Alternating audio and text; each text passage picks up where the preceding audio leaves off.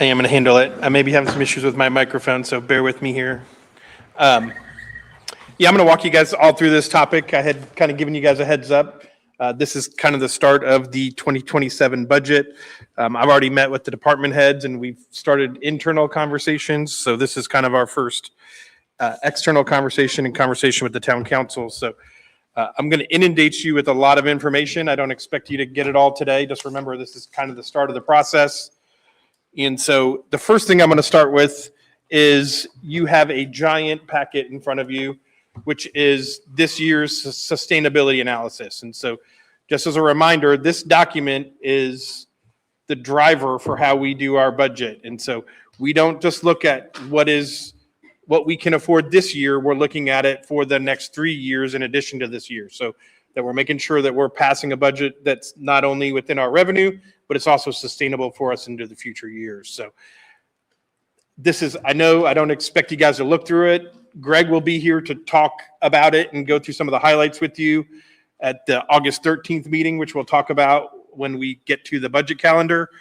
But I wanted you guys to have a copy because this gives you at least a month. If those of you who really want to dig in and see what the town's finances really look like, it's all in here.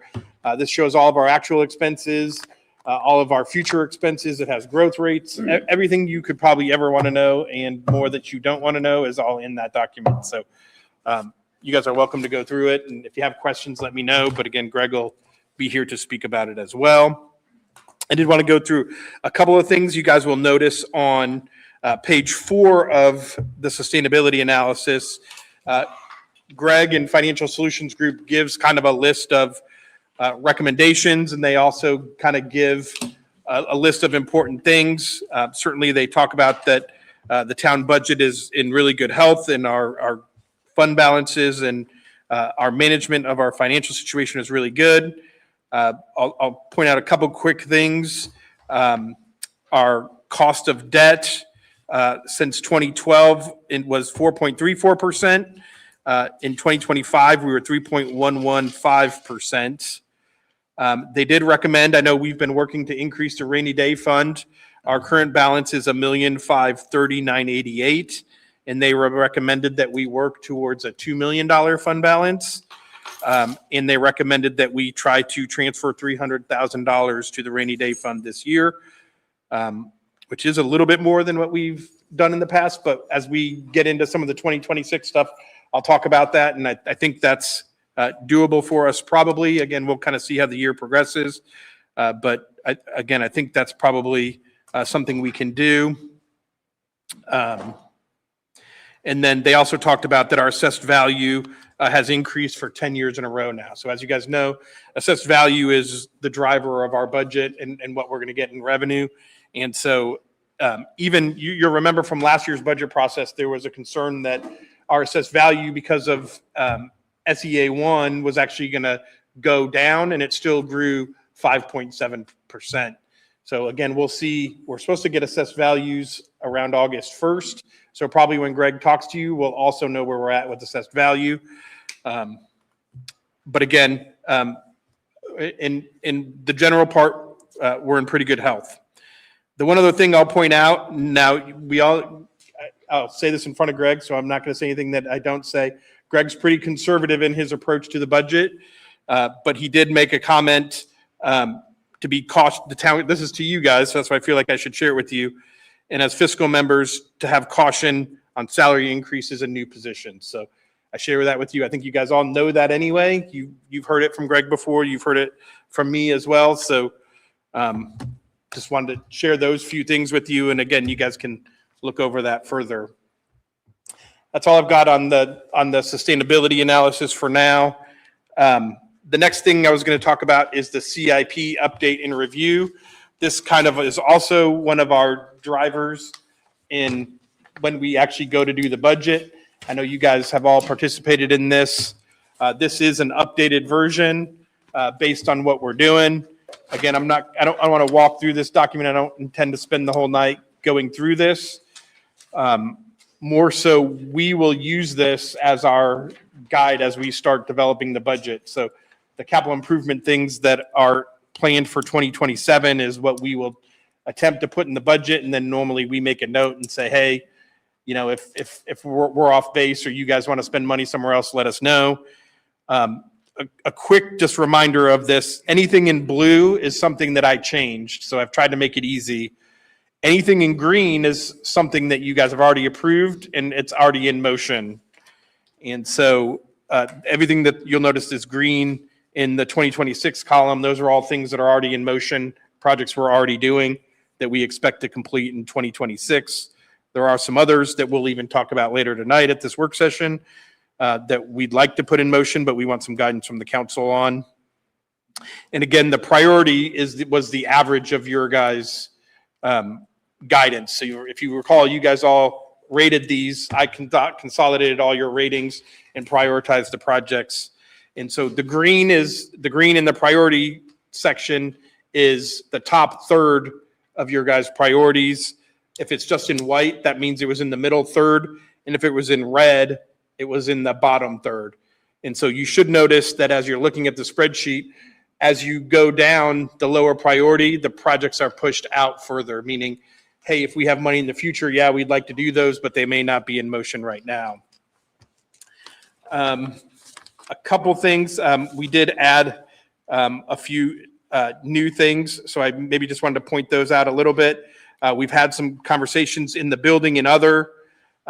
We had town hall renovation and repurpose. We will continue to have some discussion on that going forward here in the future. I think that's actually the only new one in the building and other. There were a couple new things in park, additional parking, pave the parking lot, sidewalk connection to the township, which again, we'll talk about a little later on in the work session. We need to purchase new parkland, and this is kind of just a reminder too that our recreation impact fee, we have to keep adding park property. That's part of our collection of the RIF fees. We need to continue adding acreage. And so again, that's kind of a placeholder. There are a couple we'll talk about tonight as options that may or may not be good, but and then Tiffany presented to you guys earlier this year on the park and trail safety plan. And so we did do the first phase of that, but we expect for there to be some phases of that to continue into the future. So we've added that. We didn't have a lot of new projects on the road projects one, but there were a couple, so I'll point them out. There's a blank about halfway down, Ronald Reagan, right turn lane and Axel decel at IU West. That's a project, Steve. It was actually on our capital improvement plan a few years ago. We slightly modified it. We also think we may want to revisit the County Road 100 North corridor. We had done a east-west corridor study, actually probably almost 10 years ago. It didn't recommend widening. It recommended some pedestrian improvements and some other minor improvements. But being that it's been a good period of time, we think that we may be approaching that time as Dan Jones starts wrapping up that we look at 100 North again. So we have some corridor analysis and potentially some minor projects. The other one then that's new for you guys is the last one on the list there. I know it's under road projects, but it's a public works issue. You guys will recall last year the law changed on who's responsible for culverts, and they shifted the responsibility for all culverts under 20 feet to the town. And so anything bigger than that is considered a bridge, and bridges are the responsibility of the county. So we've inherited like 90 culverts. And so we're going to do an analysis on those culverts, but our expectation is just like everything else, we're going to have some culverts that are bad that we need to start putting into the planning motion and to start doing some work and kind of creating our capital improvement plan within that culvert replacement process. So we think next year we may be able to pick off a few smaller ones and then maybe do some analysis and start developing a plan. But then going forward, we think every year we'll have to start planning for that. Now, that is something we can use our stormwater utility money for. So it doesn't necessarily mean we have to find a place or we have to reduce other road maintenance. But it's a conversation we need to start having and we need to start discussing with the stormwater board. And then the final part is just projects that we've completed. And so you'll see, obviously, we've completed quite a few projects. I try to keep these where it's just what we did in the last year, and then I'm kind of dropping them off just so you can see what we're accomplishing as well. And we've talked about this before, that we knew we had a couple of really big capital improvement years. We did some bonds for parks improvements. We did some bonds for road work. Obviously, we did the Civic Center bonds, and so we do expect ourselves to have a lull. So if you look at the very end, you'll notice that, we were $19 million in 2026. We're somewhere in the $9 to $10 million range, probably in 2027, and we're kind of in the $11 to $12 million range in 2028. You'll notice, again, a lot is just pushed back. So there is $51 million looming in 2030. It doesn't mean that that'll stay there. It may continue to move out, or some may pull up. But, there's still plenty of future projects out there that need done. But again, we've expensed a lot on doing some bonds and things for other big projects. So we will probably be in that $9 to $10 million range for the next couple of years. That was the summary. Do you guys have any particular questions? Again, you guys can look this over if you have questions or think they should be prioritized different. I didn't think there wasn't enough of a change yet for us to reprioritize them, so I wasn't going to ask you guys to reprioritize them unless you guys want to do that. But that is a process. If we want to go through it again, we could do that. I don't know if it would change much though, so I don't know if that's a good use of anyone's time. On the culverts, are they, how bridges are rated, culverts, how many bad ones do we got of the 90? Any guess? We don't know. So the county gave us what they had done, but their inspections, the last one they did was 2018. So that's what, we don't have a lot of confidence in the county's rating, which that's why I think Steve and I discussed it, and we thought we should re-rate them and make sure that we get a better understanding of what all of their condition is versus going off what the county gave us. Yeah. Right. Sure. It's just it's a large number to, that all of a sudden for us to inherit that it's like, yeah. Ooh. And I don't know what the legislative thinking of it was on why they decided to shift that to locals. I don't know what the thought process was behind that. Is it 90? Was that the right number? Is there around 90 culverts? I was thinking it was around there somewhere. Okay. So yeah, that's something we need to wrap our arms around and get a better feel for, but that's certainly something we'll have to talk about going forward. Mm-hmm. Thanks. Mm-hmm. If there's nothing else on CIP, then I will move to the 2027 budget calendar. I kind of give this to you guys every year. Julie and I kind of sit down and go through this. We also share it with Financial Solutions Group to make sure we're compliant and we're meeting everything for the DLGF. Again, I'm not going to go in great detail on these. A lot of these aren't that relevant to you. I'm just going to mention some of the ones that are important. Obviously, staff did start working on Form 1s around June 1st. We call it Budget Day here at the town of Avon. It's a real happy day. On July 28th, Greg comes and spends the whole day with Julie and I, and the police department normally pops over as well, and we spend the whole day just working on budget. We're doing that on July 28th. Then that's kind of when we develop our budget estimates. We share those then with the department heads to start doing that.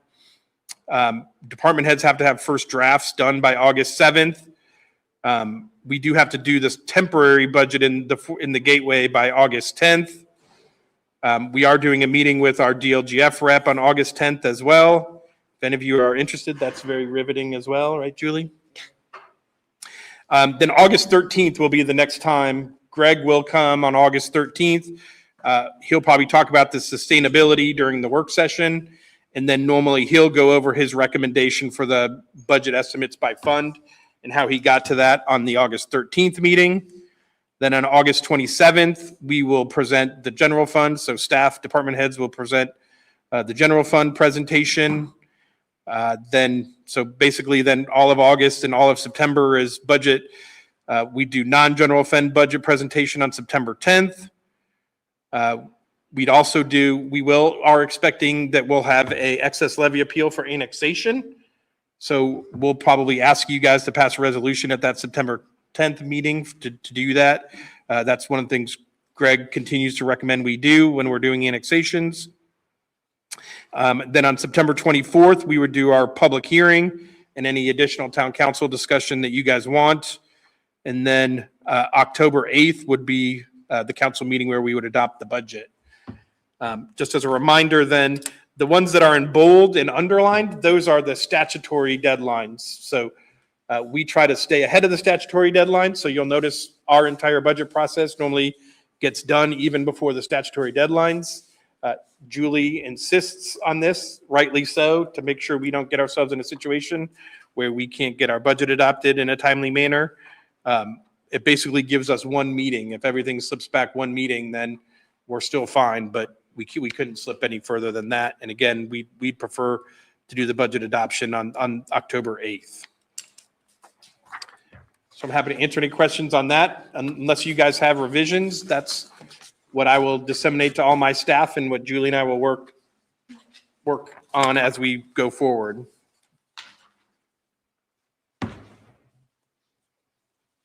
Seeing no question. Oh, sorry. I just got, this is my first time back on this, so I'm wondering, does the staff go through and review and really fine tune it, and then they present it back to the council? That's how we're going to be doing it? Yes. Yep. Okay. Yeah, and really the last few years, if you guys want to meet individually with department heads or with me to go through stuff more in detail, we've actually gone a little bit higher level, 10,000 feet, and just said pretty much everything's the same, but here are the things that have changed so that you guys can focus on things that are different versus things that we're already doing. Now, certainly if you guys have concerns about if we can be more efficient about something or if there's certain things, we can have those discussions as well, but we've tried to focus on that. The higher level, here are changes. This is what's different from last year's budget. Okay. And your spreadsheet shows the priorities, so that'll help me to at least understand that. So thanks. Exactly. Nothing else on the calendar. I'll just keep moving. The 2026 lit. I feel like this is important. I feel like sometimes we kind of forget to talk about this, but the last 3 years we have gotten a special distribution of lit. We have all 3 years, we've just added it to our fund balance. We've not spent it. And so I just kind of wanted to remind you guys of that. So this year we got 517,000 as our special distribution of lit in just the general fund. We got $35,000 in the public safety lit, and we got 167,000 in the edit. And so those are funds that are not anticipated. So remember, the way the state does it, they collect all the lit and they hold it for like 2 years, and then they do an analysis and they say, oh yeah, we owed you money. Now you're going to get a special distribution. So we've gotten those, and they've added up to at least $1.5 million, maybe $2 million over the last 3 years. And so I share that because you guys will remember as we talk about the 2026 budget and even the 2027 budget, our fund balance keeps going up. Well, when we keep putting the special distribution in there and not spending it, that's also causing it to go up. So one, I wanted to make you guys aware of it, but it also becomes relevant in our discussion about how our fund balance is growing and how that looks to the public as well. So, oh, sorry, I was like, I thought someone wanted to say something. I always look at the police when you say we got to spend money. I'm like, no. I'm not saying we got to spend money, but it's when we talk about, why is our fund balance growing? Some of these things are the reasons why. And again, we could choose to spend them, or you could decide there's a really good project you want to fund, and you could say we're going to use that money to support that project. However you guys want to do it, that's what that special distribution is for. And it would be money that would go into the general fund in general, but you guys can use the general fund for whatever you want to use it for. Any questions on lit special distribution? All right, next one, fun topic. Must meeting with the county. I had shared this with you guys before. The town managers worked together and drafted an email to the county council. The must is a discussion about the lit that will come along presumably in 2029. So we're starting to have discussions about something that could happen in 2029. I know Dawn and I have met with some legislators, And there is discussion that that may even get pushed out to 2030 or even further.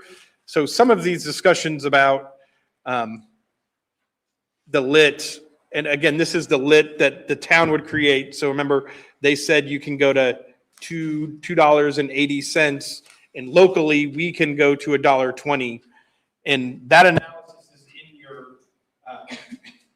in your comprehensive financial plan. For us to replace what we will lose, we would have to pass a 38-cent lit of the $1.20.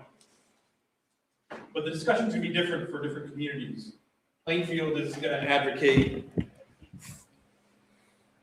Yeah, Plainfield and maybe even Danville and some other entities may advocate for opting into a county rate. So you'll notice the first 2 pages is the letter that the town manager sent. The next letter is a letter that Julie got back yesterday, right, Julie? Yeah. July 6th, from the county, which is a little concerning in a couple of ways. One, they didn't, I know I talked to a couple of my other town managers and we were frustrated. They didn't even respond to our letter. They sent a letter to all the clerk treasurers. And so we were a little frustrated that they took that path. They didn't even respond to our letter, which is fine. I mean, there's nothing wrong with that, but it's a little strange. And then the piece I really want to point out to you is the next 2 pages after their letter, which they provided a list of 12 things that they wanted us to provide. Now, they sent this letter on the 21st without asking anybody.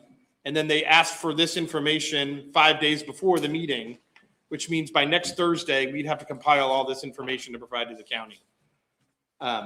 Which again, I've discussed with some of my fellow town managers, and one, this seems a little premature. They're asking for all kinds of financial information from us, which I don't know is any of their business.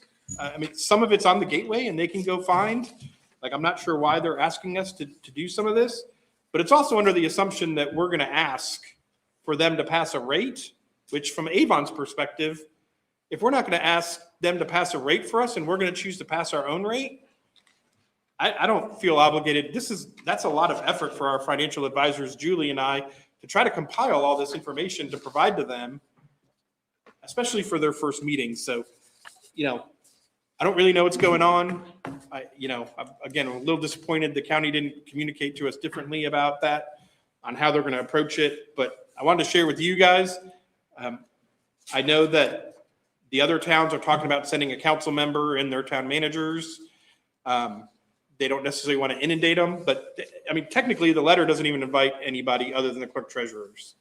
So, and the clerk treasurers don't get to vote. No offense to Julie, but she doesn't get to vote whether there's a lit or not. So I don't know why they would invite the clerk treasurers to go to the meeting and decide, have a conversation about whether communities should have a lit or not, or how we are going to approach it from a county standpoint. It's not a clerk treasurer issue.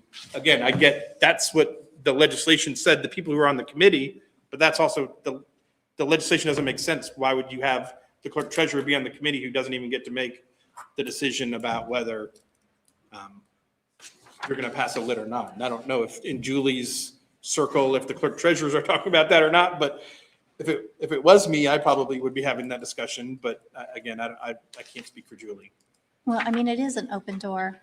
It is. It's a meeting, so anybody can So go who anyone. wants to go. Uh-huh. But again, the thought was we didn't want to inundate people, that's why our suggestion was you send a council person, you send your town manager, and you send your clerk treasurer, and we have a discussion about where we're going to go. And the county already feels like they've already taken a path of a decision on how they're going to go and what we all need to do. And of course, you guys, you've met Plainfield before and Brownsburg, like they don't like the county telling them what to do. So I don't think this was received very well from anybody. So I don't think that's a great start to the process either, to have a conversation about how that all works. So I have one more question. So is it all or nothing? So if the county does a countywide lit, are we required to be part of that, or can we exempt ourselves and do our own? Well, nobody really knows. I mean, that's the issue is there's been no clear guidance. The county can go to $1.20 and the town can go to $1.20. So it's not mutually exclusive. It's not all or nothing. it could be both. But the issue is the county is not going to pass a rate for all the towns and let the towns all do it too, because then they're going to get blamed for a tax increase. So that was the purpose of the discussion, was if the towns were communicating to the county what they were going to do, the county could make a decision about what they were going to do. And that's why they wanted to have the must meetings, was to figure that out and have a conversation about what's in the best interest of everybody. And again, I don't think there's a scenario where it will be in the best interest of Avon to have the county pass a rate. Now, I could be wrong, because it may depend on what rate the county is willing to pass. But again, I haven't got a good sense that the county is going to pass a $1.20 rate. I think the county is going to pass something that they need. And they also have to pass the fire department one as well, which is like up to 40 cents. So they have a little bit of a different pathway. So that was supposed to be the point of the conversation, was everyone to kind of figure out what's in everybody's best interest. So the clerk treasurers met with AIM. All of the Hendricks County clerk treasurers, we met with AIM. And AIM gave us a scenario to where if the county passed the lit, pretty much any which way it benefited us. So, Okay. and I've given Ryan that spreadsheet. So when you said, so is it $1.20 for police and then a separate one for fire, or it includes both? No, and so that's when I talk about it going away. So right now we get 3 distributions, which is the 3 I just shared. So we get a general fund lit, certified shares, we get the public safety lit, and we get edit. So those are the 3 we get now. Under the new legislation, those 3 go away, and there's just one. Okay. And so that's what, when I say you guys have to pass something to replace it, we're getting $5 million a year, and you need to pass a 38-cent lit to bring in $5 million a year, which is basically to make us whole. Mhm. And Julie's right. Depending on what the county passes, it could generate more than $5 million for us. But we also don't know how that'll impact our taxpayers, which again is the point of the must meetings. What will be better for our residents? Because it is possible that if we pass our own rate, that Avon taxpayers will pay less than everybody else. If Plainfield has to pass $1.60 to make up for those 3, which they can't do, that means they're charging $1.20 to their residents, and we're charging 38 cents to ours. So what the wisdom of the legislature is, they are making it a benefit that if you do pass a lower rate, it's benefiting your residents. So our residents could be the lowest lit payers in the county if the county doesn't pass a lit rate for us. If they do, then our residents, they may end up still paying more, even though the rate is different. And so it becomes a mathematic equation at some point. And so that's what it really does become math. But in fairness to the county, you're asking the county to pass a tax on everybody. And that's going to be their pushback. And that's at least one county council member I talked to said, there's no way I'm passing a lit rate for towns. You guys go do it yourselves. You have the ability to raise your own rates and do it yourselves. I'm not doing it. Now, I don't know that that's the spirit of the whole county council, but if that is their position, then all the towns are going to be forced to do something. And again, I don't know that that's not to our benefit. So I guess back to separating, since we are so unique in Washington Township that we have fire and then township has, or we have police and then they have fire. If we were to pass, for say, a 38-cent one, because the county chose not to pass any, then where does the fires come from? Does that come through another referendum? No, the fire has their own rate, but they have to get it approved through the county. And that's what they can go up to like 40 cents, but that's outside of the $1.20 that the county can raise. So the county can actually go to $1.60, 40 cents for public safety, and then they'll distribute that to the townships. Gotcha. Public safety doesn't include police, that's just fire. That's bizarre. And that's why it falls on the towns to do the police. And so, for example, even if 38 cents gets us to whole, you guys could say, we want to hire 5 new police officers. And so we're going to do a 60-cent lit, which would raise more money to be able to do something like that. And you could still be substantially under the $1.20 and still be able to do something. So, I mean, what they're doing does potentially give us some flexibility. Now, the risk is once you get to $1.20, you're done. You can't go any higher. So that's why the other towns don't necessarily want to do it, because they're going to start out at the $1.20 and they're going to have nowhere to go but down. So again, we are in a good position based on how this is. But again, we'll have to see how, like Julie said, if the county comes back and says we're going to pass $1 for the whole county, then we're going to have to see what do we think $1 is going to generate for us if we opt into the counties, and it could be more than $5 million. And so in that case, we may say, fine, we're not going to pass the rate, and we'll opt into the county's rate. And the timing wise, would they have that vote before we have to make a vote? Well, I don't know, because again, this is 2029. So in 2028, you guys are going to have to vote on this. So, I mean, it's a ways away. Okay. So I'm not exactly sure the logistics of that on who will vote first or who will do what first, because we're still so far away from it. Okay. Clear as mud, right? Typical.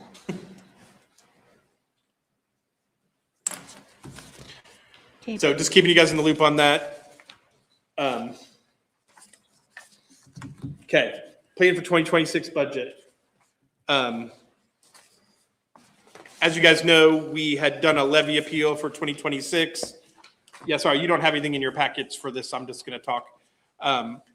As you recall, we had done a levy appeal and we didn't get it. And I had told you guys it was about $1 million.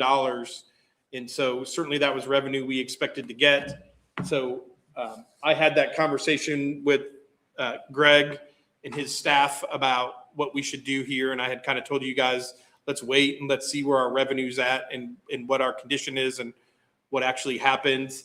And the two main things that were in the levy appeal was, one was the 3 police officers. The other was the operating costs for the Civic Center.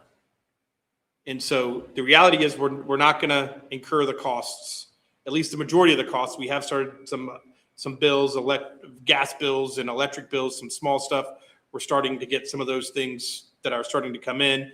But, you know, maintaining the property and the building maintenance, we're not going to incur those things. And so about $300,000, we're not going to spend on that. The other one is obviously the Chief Stoops held off on filling those 3 vacancies till we decided what to do. So I had that specific conversation with Financial Solutions about what they thought. Their recommendation is that we move forward and hire 2 of the officers this year if the police department has them on their list to be able to hire. And then they suggested that we do 1 next year. So we basically still get the 3 police officers, but we hire 2 in the second half of this year. Obviously, even at this point, if we start to hire them, they're not really going to start towards the end of the year anyway. So the recommendation is just don't change the 2026 budget at all. Just leave it the way it is. What we will likely do is underspend it, which actually works because now we talked earlier about being able to transfer some money to the rainy day fund. So if we underspend the budget, now we have money to be able to transfer to the rainy day fund.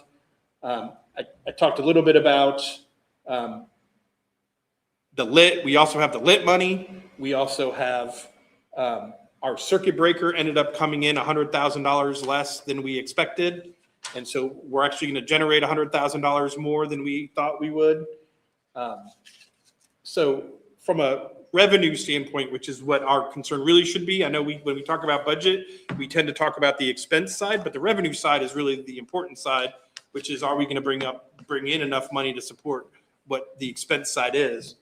And Financial Solutions Group said we are, and so they're comfortable with us not doing any cuts or doing any changes to the 2026 budget. And again, they were comfortable if we wanted to move forward with hiring 2 officers yet this year and 1 next year, that they thought that was sustainable and that we could do it. So I'm happy to answer any questions on that, but I think unless you guys feel otherwise and you really want to again, cutting the budget is not really going to help us because we're just going to grow our fund balance again. So it's the revenue side of the equation is positive. So why do the actual cut?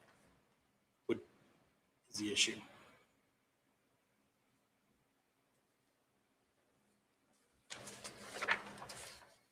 $2027? All right, 2027. Again, we're starting the process. Again, I'm still a little confused, or Julie and I are confused too, because the state released and said that we're going to have a 6% MLGQ, which again, under the Senate Enrolled Act, they were supposed to get rid of the growth quotient. So I'm confused why they're giving us an MLGQ. But Greg said the same thing when he talked to me. He said, well, yeah, they're going to let you grow your budget by 6%. So again, that's really positive for us to be able to do that. That's great. We had our meeting with AIM this morning on our medical trust, and our placeholder for the medical trust is going to be 9%, which is pretty high. But you guys will also remember last year they told us to hold 5%, and it ended up 0.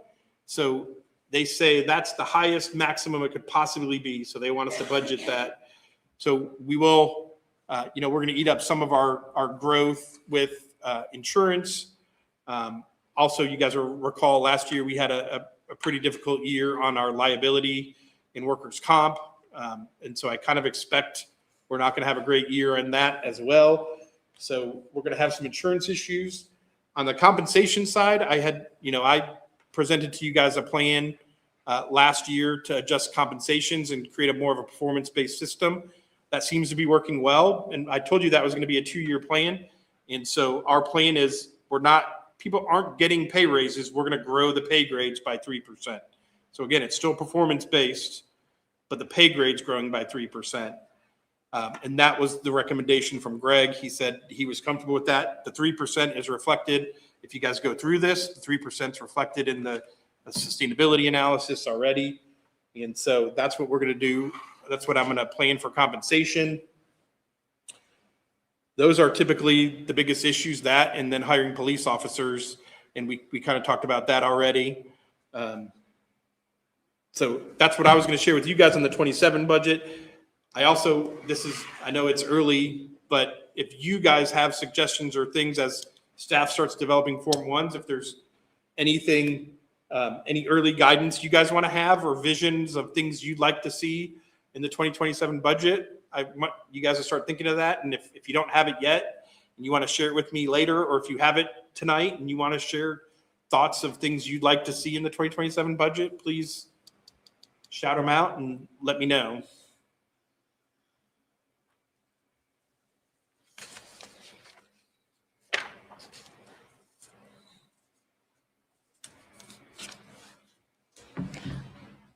Right. I guess position-wise, I know you said don't add new positions, but I do think that we need to discuss an HR person because the town is growing significantly. And I know that it's a strain on, Julie's department and on you personally trying to handle all of those things. So I do think that that's one position we need to look at.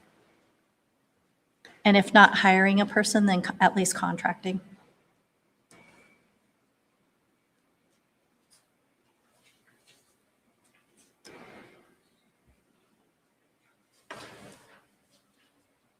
I'll bring up, I kind of want to meet with you guys individually about my understanding on that youth assistance program. That was supposed to be a 2-year program to be sustained by the county. And I'm hearing that they're having some difficulty. Well, it's just that they were looking to see if there's anything that we would participate. And I haven't said anything because I don't know where we are. And I want to hear from some of the other groups about what's going on. I know Plainfield's planning on participating somewhat, but I like the program from when we had the last work session and one lady that could articulate despite all those challenges. There's no doubt they're doing very, very good work, and they're keeping our kids out of the detention centers, and they're doing many more good things, not just that. But I'm going to be thinking on that. I'm going to try to see if there's anything that we might be able to or try to think through. Because I do believe it's a good thing, and I look at it as different from when I'm looking at our budget for the soccer fields and all that. This is not a youth sports thing. This is really kind of meeting the real dire needs of kids. So anyway, that's something I'm going to try to look into and try to give you some feedback as a council.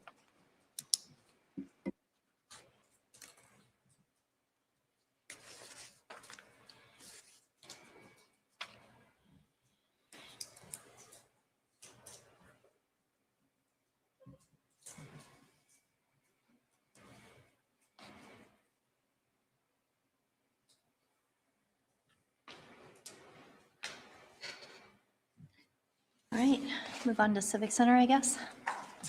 All right, here we go. Is everybody excited? Woohoo! Yay. Here you go. All right, I'm super excited. I'm excited, but I'm also gonna be honest, I'm nervous. So I know that artwork is subjective and that everyone will have their own opinions about artwork. So we're gonna start with the mural at the Civic Center. The Redevelopment Commission contracted with Signworks to help us. There's two things we're gonna talk about. The mural, plus we're gonna talk about the sculpture as well, which is the Avon in the front entrance. I'm going to start with the mural, and they're two very different things. And so, again, I'm interested in getting your guys' feedback. If we want to make some revisions, we can do that. If we're completely on the wrong track, we can do that. It just depends. But this is what we've got so far. So the first one you have is this one, which is what we feel like tells a little bit of a story about Avon. So what you'll notice is it's pulling from things in our Old Town logo. So for those of you who have the old logo design, you'll notice, and it's kind of, again, thoughtfully planned, that if you're visioning it on the wall, the music is on the school side. And so then as you kind of flow through, it goes to the town side. So if you notice, if you're looking left, it has the musical instruments, the musical notes. Then you'll remember our Tree City USA. So we have trees. We also have like our lake, which is our parks, and we've tied in our blue herons for our Blue Heron Park. I know a couple of things. You'll notice a line down the middle, a white line.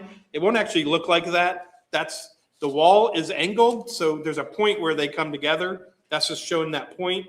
And then the two pieces on the right-hand side that are white, one is our doorway, and the other one is like HVAC or like on the ceiling. And so you actually won't see those. It won't look white like that. It's just you're gonna see the image. Then it has bicycling. It pulls in some of our, obviously the haunted bridge with the trail or the road underneath, our Bee City USA, which is the flowers. And so again, kind of tries to pull some components and kind of tell the story of Avon. And so whether that does it well or not, I don't know. That's just kind of what we've gotten to at this point. The original concern that we had with this option was, again, there's lots of different ways that people are going to experience this mural. Some people are going to be standing in our lobby experiencing it. Some people are going to be pulling in off of US 36, and they're going to look down the Riverwalk District, and they're going to see it from a distance. And so our original concern about this was we thought, well, this will be kind of nice if you're standing in the lobby, but we're not sure how it would look if you were looking at it from far away. So we did ask them to then render it a little bit. This isn't, I know, all the way out at 36, but your second page then shows a rendering of what it would look like from further away. Again, I can email these to you guys too. I know it's a little hard for you to see on paper, but it does pop. The color pops. You also may ask yourself, why is there an image on the top and an image on the bottom? The one on the top has the Avon sculpture in our Avon gold color. The bottom one is it in like a blackish gray color, which kind of makes it disappear. So we were trying to decide, do we like it with the Avon popping or do we like it with the Avon disappearing? And so you will notice in the top one, the Avon with the gold does kind of catch the color of the flowers and does pop a little bit better. You'll notice on the bottom one, you can't really see the Avon. It kind of disappears, but then it also kind of darkens what's behind it. So that's option one. Option two then is a little bit more of what was actually shown in the original renderings. It's a little bit of a different version. It's not quite as busy and it's some different colors, but it's still, help me with the term. Abstract. Abstract, thank you. It's more of an abstract that, again, it's not necessarily anything that's associated with Avon. And this one we thought we really liked when you were looking at it from a distance. So now if you look at the next page and you see the rendering, it's got a little more color pop. It's a little more interesting, but it doesn't tell a story. Again, same issue on the second page. The Avon in gold is the top one, and the Avon in a blackish gray is the lower one. So again, there you go. I'm interested in thoughts, feedback. I've shared this with our Republic team. I've shared it with a couple of staff people, but other than that, you guys are the first ones to see it and to share some thoughts with me on opinions. And I expect all of you to have different opinions probably. Who wants to start? Avon has never seemed abstract to me. That second one, I don't even know what's here. Like it feels that off to me. That first one, I do really like. I feel like I might like to see like an evolution of that. I don't know if that's quite the design. Okay. There's not a second one in my opinion right now. Okay. That's my opinion. At least it's relevant. Yeah. I think that the abstract, to me, that could be on, that could be anywhere. Does We're that, inside a train yeah, and graffiti. yeah. Tell us how you really think. Well, now you hurt Jason's feelings because he really liked the second one. Jason should have spoke up first. No, I'm just kidding. I I'm just don't- teasing. I don't love either one, really. Okay. I'm not opposed to doing something abstract, but I think there has to be some tie-in. I mean, if it was black, yellow, and white, and it was an abstract design, I would at least be a little bit more okay with it. But like they said, I mean, that could be downtown, going under a bridge, whatever, and it would look like it was in the right spot. The first one, I like that there's elements that tie back to the town of Avon, but it just seems like it was thrown together. It's a little Seems busy for elementary. me. It seems Yeah, elementary. And it doesn't have sports on it either. It has simulated tubas, Yes. if you really look. It looks like it was slapped together with AI. Not well. Okay. Sorry, Signworks. No, it's okay. This is, we can't make it good if you guys don't give us feedback. So it's funny that you say that because we did a version on AI too.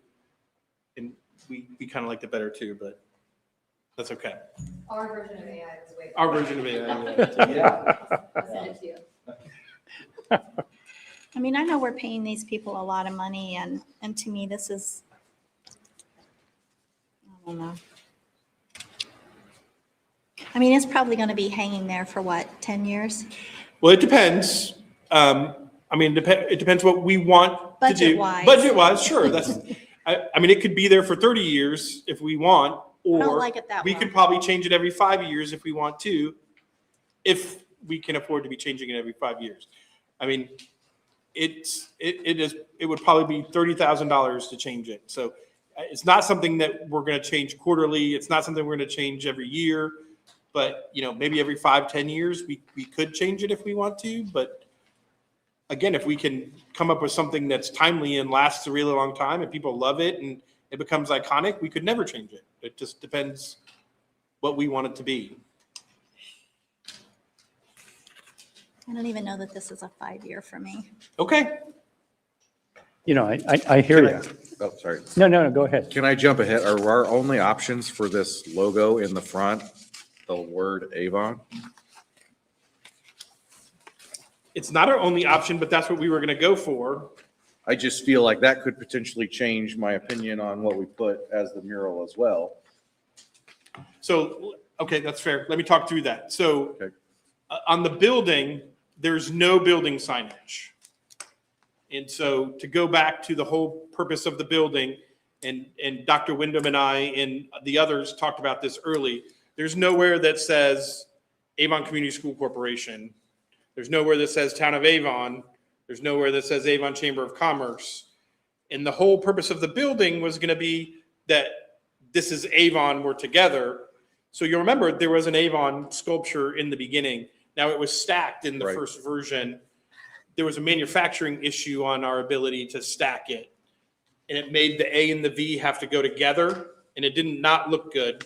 So we moved away from the stacked version of Avon to a spread across. But that's why it's meant to be the plazas, the community space, the place where the community can gather, and it's all of Avon, which is why we were going to use Avon. It doesn't have to say Avon, it could be something else, but that's why we were going to do Avon on the sculpture. And then we were going to do the Avon gold. Yeah, not Browns. We're not going to put Browns, but You didn't want it to say Brown? Yeah, what were you thinking it would say? yeah, it can't be anything. I wasn't but- thinking that it was going to be text at all. I figured it was going to be a sculpture of some sort. Oh, okay. I guess my concern, if you want to, I mean, I don't have a problem with it just saying Avon, but if you look at it from the street view, you can't see it. It's really tiny. It just looks like, I don't know, kid blocks or something. Right.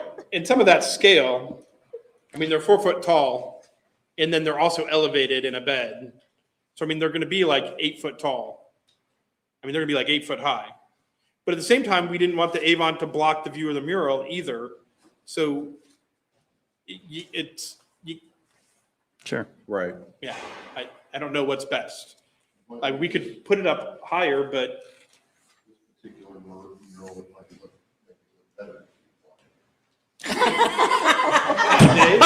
Well, and I guess that's what I'm kind of getting at too. If these letters were larger or if it was laid out in a certain way, I mean, you can see through the O, you've got the gaps in the N and the V and the A, that maybe that mural could play through the back of your letters.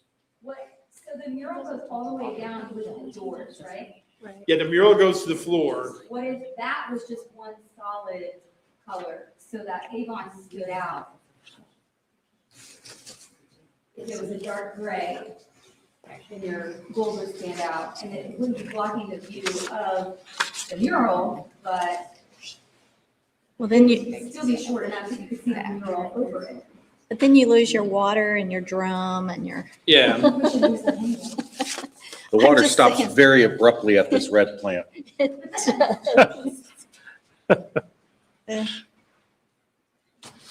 I'd say, I mean, there's going to be lighting and things too to light up the Avon sculpture, I assume. It's ground lighting. It's not internally illuminated. But So it's it's like gonna shine landscape up lighting that will onto it. shine up on it. But also remember, that's all the lighting in the lobby lights up the light. So it's going to be like a beacon. So at night, you're going to see that whole sculpture, or you're going to see not the sculpture, you're going to see the mural is going to be very visible Yeah. at night. And so that's the other thing, you're looking at it during a daytime, which I can have them render it at night too, if that's what we want to see, but. there's no reason for him to send us this in nighttime. Maybe the next one. Okay, so, I've got a couple, real Yeah, go quick. ahead, Steve. First, I want to Wants kind to pile on. oh, no, well, go ahead, pile on. I like coming in last because I like listening to what you all say. And I think the thing I look at as this being dated, it can be, what's the time frame of this?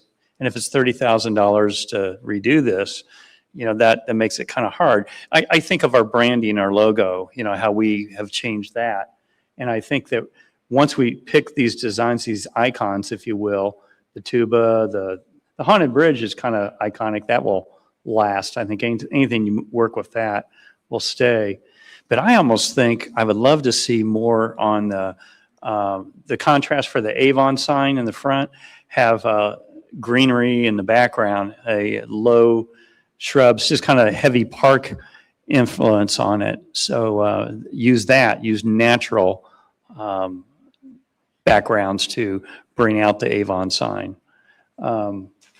I'm not real big on having these big murals that have such a strong statement out there, just because I believe that they're dated. That's all there. I mean, we can go with it, but it's just, it's good for a set period of time is all I'm saying.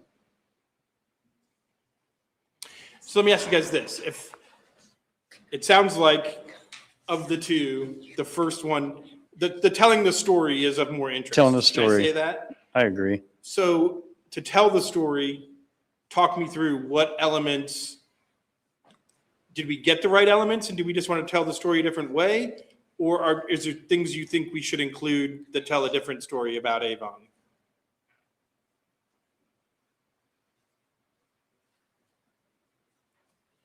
Or is it just don't make it so There's nothing caricature-y? that I don't think you've included. Let me say that. I don't Okay. know that you necessarily missed anything. It just missed on telling that story.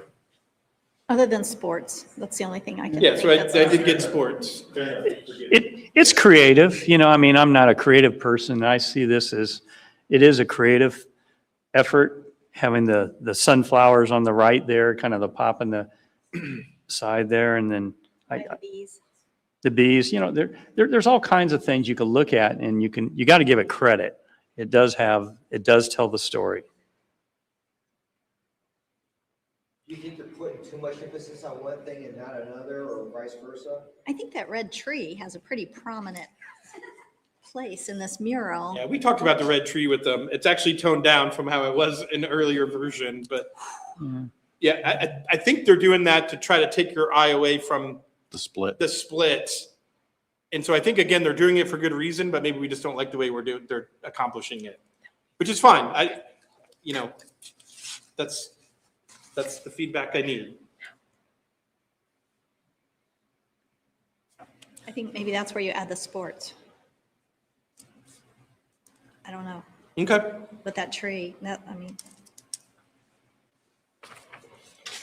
Okay, so I think generally I'm gonna run with, I'm not exactly the first option, but the option of trying to tell a story as the mural, and we'll work on improving it or either coming up with some other options. Does And that sound fair? I do Including understand sports. why you guys have brought in a lot of that blue, since the accent walls in the offices, at least on the town side, are this kind of blue color. So, I mean, is that part of the thought process too, or is this just a lot of sky?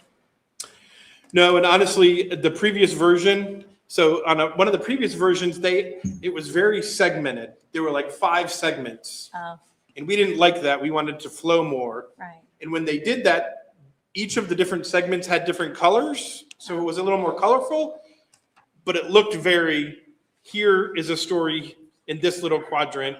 And we didn't like that. And when they did that, then they went to the all blue sky to make it kind of tie together better. Mhm. But like on one of them, it had like a sunset. So it had like a yellowish background. But again, we can do whatever. And so if it's too much blue, that's fine. We can probably try to address that a different way. I mean, I don't know, maybe the trees shouldn't be blue. If you're using the sky as blue, then maybe the trees should be blue. Contrast, yeah. Yeah. Yeah, it's just bizarre. Still partial to black and gold. Trying to hold on to that blue. Okay. Okay, so that's mural. I think I at least have general direction. We'll keep working on that. Any input on the sculpture? The sculpture, I need to make a decision more quickly because we're out building the plaza, so I need to go relatively quickly on that. So Jason, I know you kind of said, do you just dislike it, or what would you want it to say other than If you Avon? just wanted to say Avon, that's fine, but I think you got to scale it up. Just make it bigger? Yeah, Well, it's 4 foot, so if people want their picture with it, you don't want an 8 foot. Because then people look small. Well, I and feel so ya. the other thing is- And again, depending on what what the mural comes back, I mean, maybe it'll be visible from the street, but right now, I don't think you're gonna see that at all. Well, and our intention wasn't that people would see the Avon from like as you're pulling in 36. It would be if you're in the plaza, you're seeing that it's Avon. And so again, the stage is elevated, and the Avon is in a landscaping bed behind it with benches around it. So it's not really being designed for, I'm going to let people crawl up there and take photos with it. I was gonna Because say, is that part of, are we trying to get folks to take pictures with it? No, I Okay. mean, if that's what we want to do, we could do that, but that's not necessarily, it's sitting elevated in a landscaping bed with bushes and stuff around it, and then landscaping lighting. So it's more meant for people in the plaza, whereas the mural is for people driving in. Can we, Why we had the discussion of, do we want it to disappear or do we want it to be seen? can we see it in that setting? Could they add those elements when they're showing us the sculpture? They don't need to necessarily show us the, Well, you want to look at it from above? well, I mean, that's what, you can't really see it. I mean, they're showing that. If you see it, you can kind of see the stage and it's sitting up high. I mean, and I can email it to you and you could zoom in on it. You could actually see it better, but okay. Was your gateway signage at 36 that shows Eastern Gray and Avon or anything like that? Or? well, we're working on that, but it's in the NDOT right away, so we're trying to figure that out. But So is there'll that be a this? sign that it was going to have Avon in our logo, and then it'd be a sign center that would have all the businesses in there, but on the very top of the sign, it would have Avon in our logo.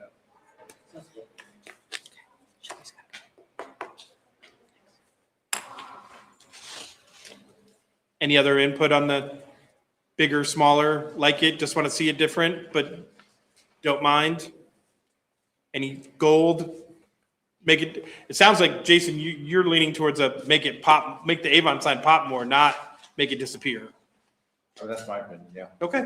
But I don't know how we can decide until we see what the artwork is going to be behind it. And I know you're saying you need to have an answer for that pretty soon, but if they completely change the artwork, I don't know. Is it better in black at that Change point? the artwork, $30,000 at a time. How much is the sculpture going to cost us? That's what we were talking about, possibly changing them. Yeah, I mean, it's, Sculpture's permanent. So Right. you should, I feel like. yeah, I'd rather do the sculpture and have the Yes. mural work around the sculpture. Okay. I think, yeah, I agree with you, Robert. That's what I would rather do.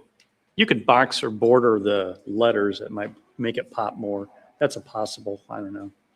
It's, George just showed his idea of the backdrop for the sign within the mural being a solid color or a some blending color, up to like the top of the doorways.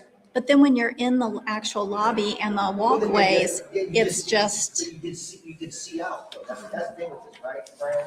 You can see out. You can see out the mural, yes. You can, the staff will be able to see out of the mural. People won't be able to see through the mural. But there's only, 8 offices or something that can see out the mural. okay, And so they're all on the second floor. let's move on so we can get an update on our sewer problem.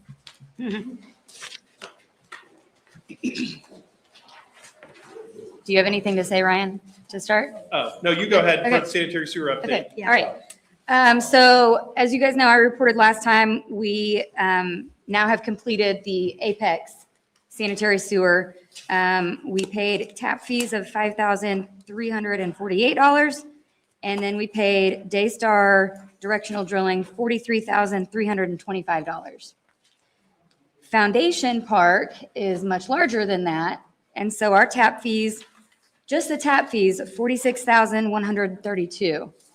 So when you see that on the next check register, that's what that is. Tiffany has kind of head up this project, so I'm going to let her talk if she wants to in just a second. But we've basically been told by Daystar it's going to be a very expensive project. 6 figures. Yeah. Do you want to say anything? That's That's not in writing yet, so we haven't gotten any quotes returned from any of our contractors just yet, so we're not 100% sure what it will be, but we've been told it will be large. So are we bidding it out, not just Daystar? Oh, yes, we got, yeah, quotes. Six-figure, low six-figure, mid six-figure, where are we at? I would say from the facial expression from the guy that said this to me, low six figure in the hundreds, Okay, if it makes it to the six figure, which okay. it will. So, any questions on that? And where do we stand on the timing as far as any penalties that might be assessed for not having it completed, Didn't they email and say Not if we, till August 19th. which is coming quickly? Right. Yeah. And so you guys, Shelby and Tiffany, are working that you'll have the quotes on your second meeting in July. So that's our timeline, is to have quotes to you guys, get it approved, and that gives us almost a month to get it done. And if we were to use Daystar, if they are the lowest bidder, what is their time to be able to get the job done? And if we don't choose Daystar, are we talking with the other people that we are asking to bid to see what their timeline is? Yeah, the timeline, really the timeline is not that long for the actual work completion. It's less than a week. So it shouldn't be all that, because they're not trenching. It would have to be directional drilled underneath the fields, which is done faster than the Okay. trenching. Okay, thank you.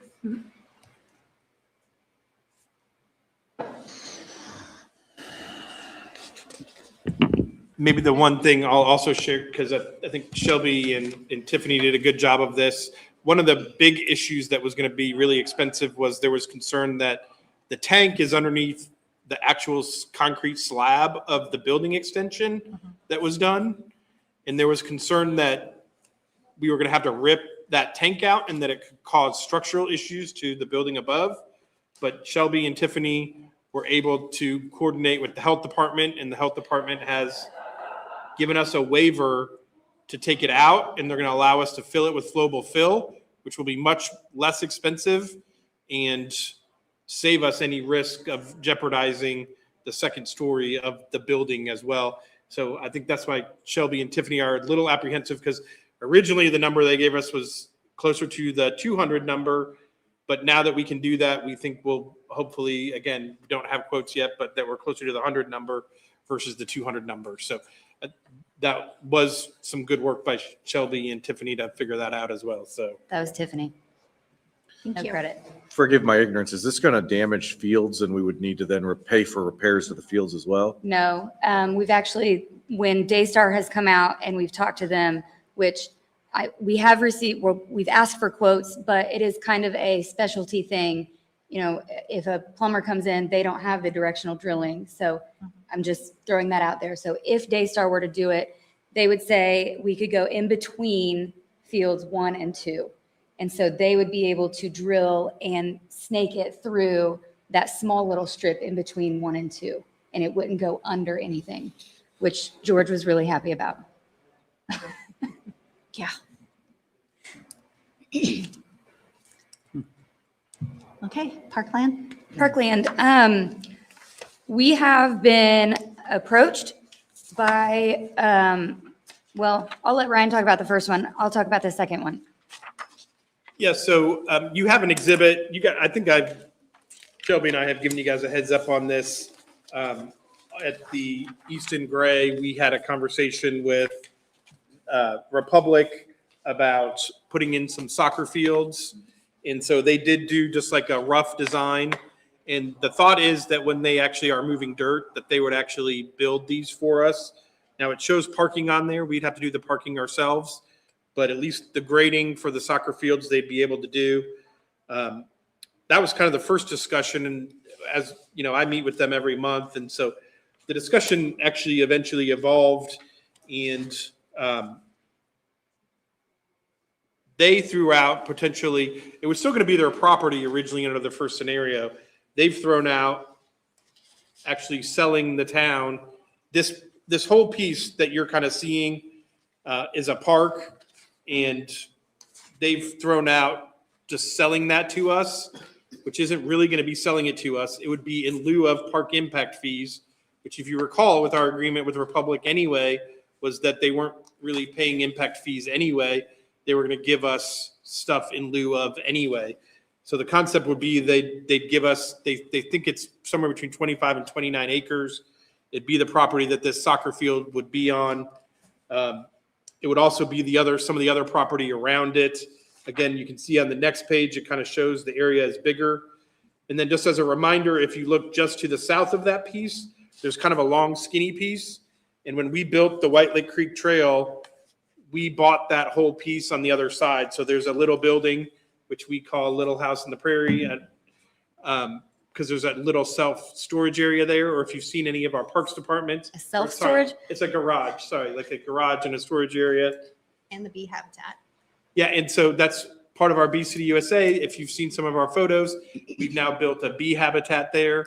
And so Lorenzo is actually a certified beekeeper. So Lorenzo there's also grapes there. There's other things, which would add then again, this concept of this greenway along White Lake Creek, that we kind of have this greenway that's all parks. So we think it would actually work pretty well within our mission of what we're trying to accomplish there. So again, I don't need a decision or anything from you guys at this point. I just kind of wanted to, again, keep you in the loop and make you aware of it. It's kind of an ongoing conversation with the Republic. So as we progress it further, we'll come back and continue to have conversations with you guys about how that looks. So and then I'll let Shelby talk to you about the Nehemiah property. Well, Ryan refers to those as soccer fields, but they would be more multi-purpose since Multi-purpose fields, we correct. don't have a soccer program yet. Yet. I said yet. I know. I was seconding your yeah. Okay. All right, the Nehemiah property, I'm not sure if everybody's familiar with the Nehemiah Ranch. It's highlighted on this page in black. We were kind of looped into this. A developer had sent them an offer letter to purchase this, and they don't want to sell it to a developer. So they actually, Greg kind of made that introduction, and they approached us and asked if we had any interest in purchasing it, what that would look like. They do live there. Their house is that first parcel. It would, obviously, we would not get that. We would get everything behind that. And the issue with that is there's no access for it. So we'd have to figure out that somehow. But I guess what I'm asking from you is, are you interested in me continuing this conversation? Are you good with doing an appraisal? I did go out and walk the property. It is beautiful. We could easily have nature programs there. What about preliminary solutions? Ideas? Not really. It'd have to be an easement. It would have to be an easement. have to They grant do have a drive to get back there. They've kind of built in Not this ours, it's drive. I don't think they want to part with that because it is a part of their parcel.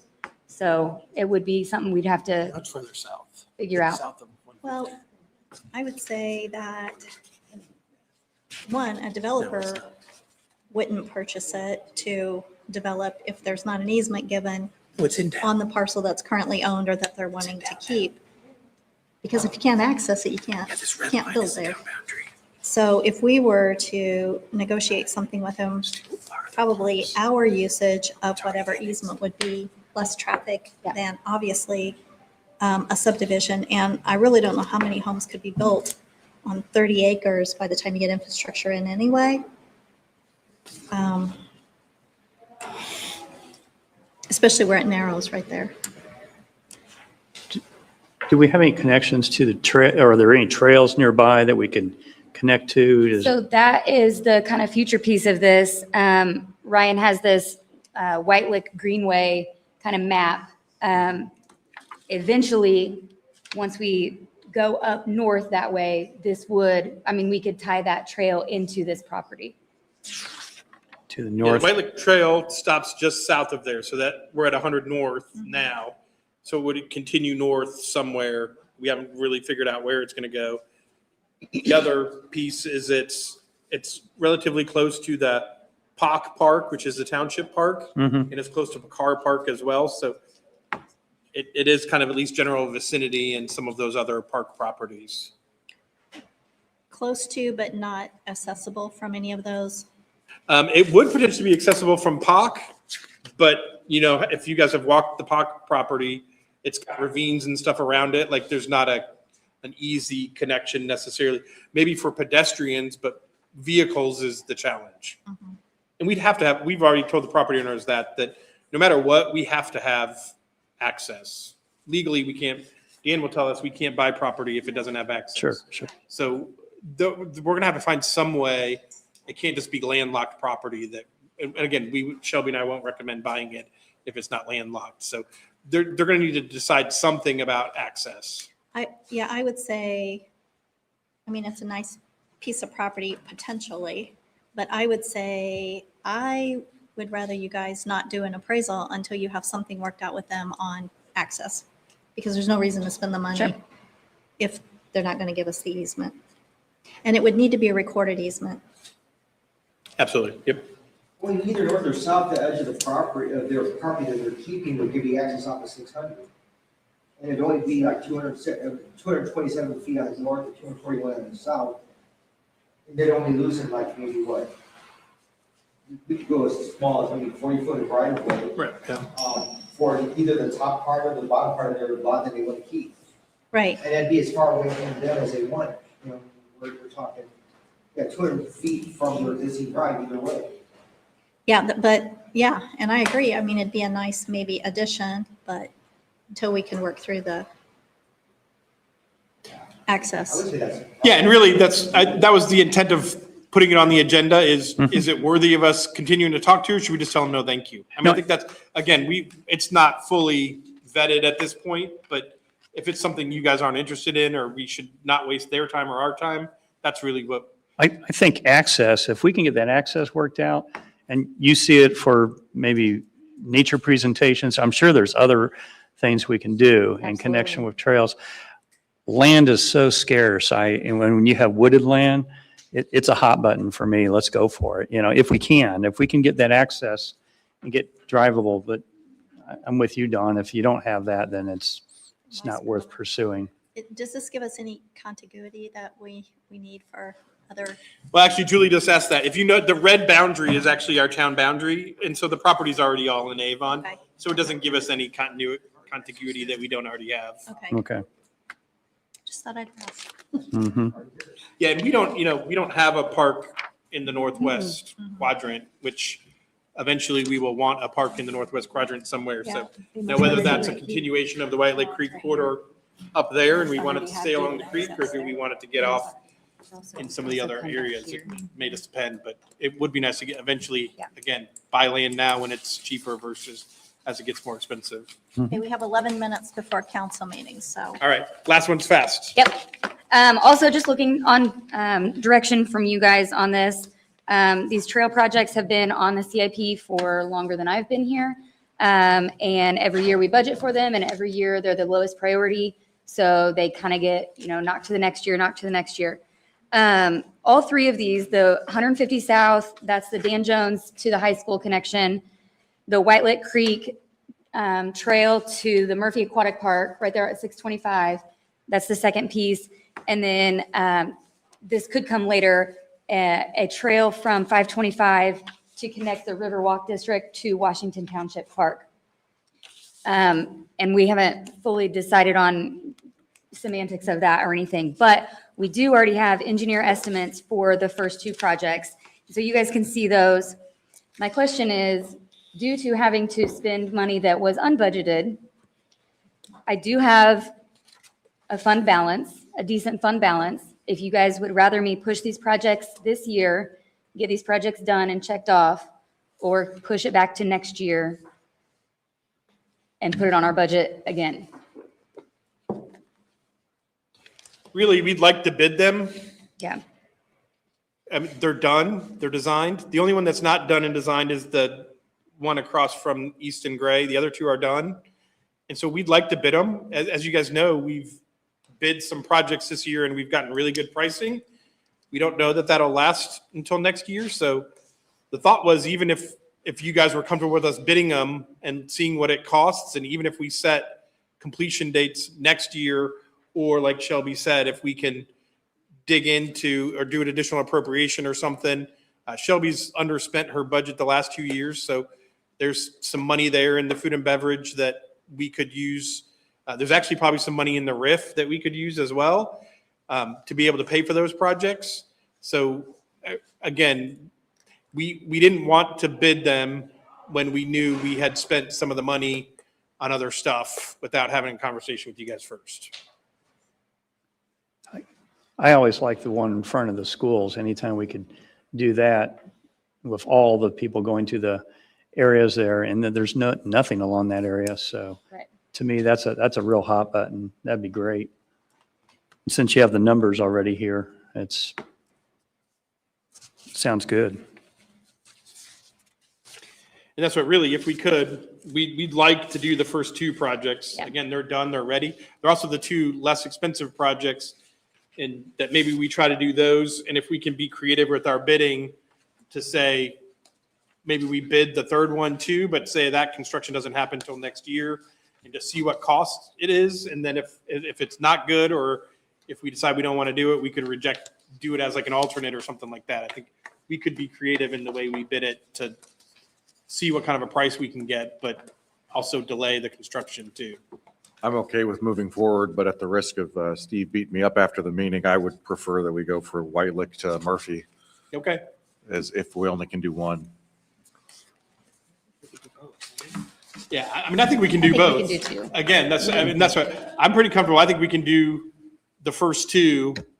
I think the issue would be the other one is the biggest, in that it'll be the most expensive. But also, I mean, the reality is we won't be hosting events until next year at the Civic Center anyway.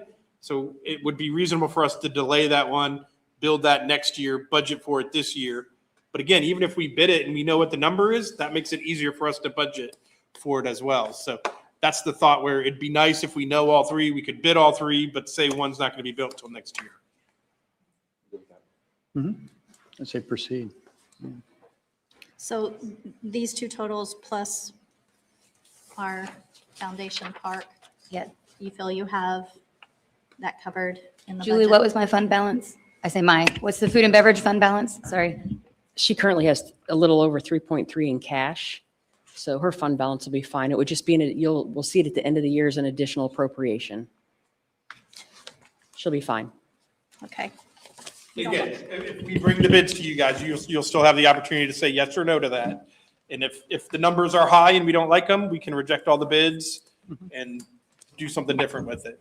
Okay, meeting adjourned. Thank you.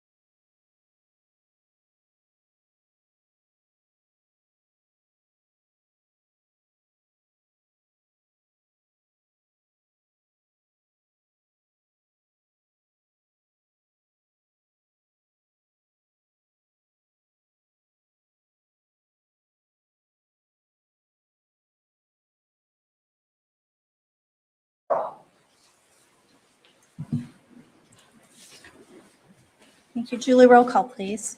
Robert Pope, Present. Steve Eisenbarth, Present. Greg Zuzen, Don Loudon, Present. Jason Puckett. Present. Thank you. Next on the agenda is a NOVA Award recipient. Angel? All right. Good evening, Town Council, Angel Junior Joe, Marcom Manager. Thank you for being here today as we come together to recognize someone who has made a meaningful impact on our community. The NOVA Award is a special recognition presented by the Town of Avon to honor individuals who go above and beyond to make our community stronger through their leadership, service, and commitment to others. These are the people who quietly make a lasting impact and inspire those around them. Tonight, we are proud to celebrate one of those outstanding individuals. And at this time, I'd like to invite Gary Ackman to say a few words about tonight's NOVA Award honoree. Thank you. Can I turn this around? You can if you want. Okay. Thanks a lot, Angel. I'd like to thank both you and Ryan for reviewing this, especially for carrying it across the finish line. I think it's very important, and I'd like to thank Julie Loker for helping me to get it into the right hands. Julie had to explain to me that it was going to be difficult for me to do this submission on a rotary dial phone.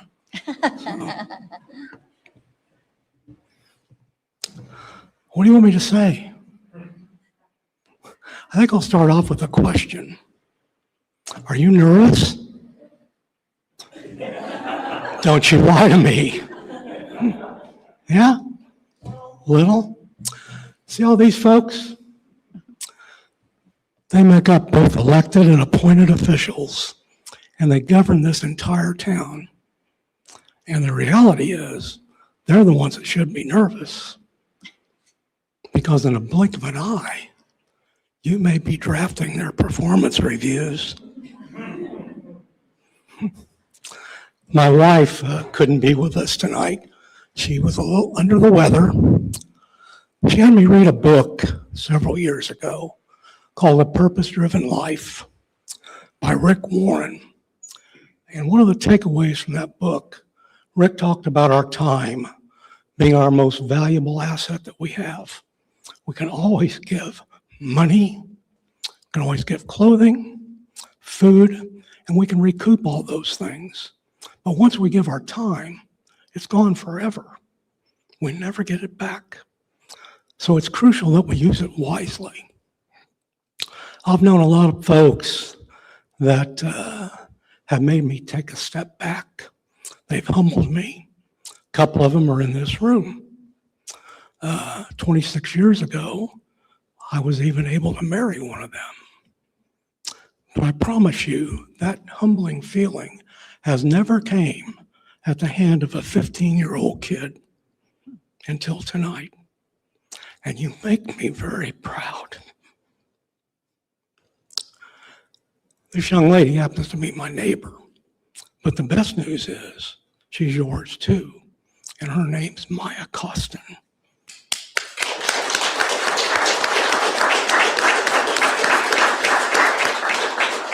And now I get to live a lifelong dream.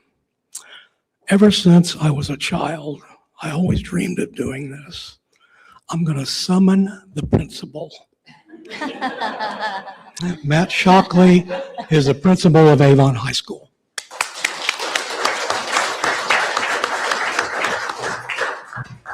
I'm going to go this way if that's okay. That'd be great. Hello, Town Council members, and just my honor to say just a few words about Maya. As we know, Avon High School, huge place, small town under one roof every single day.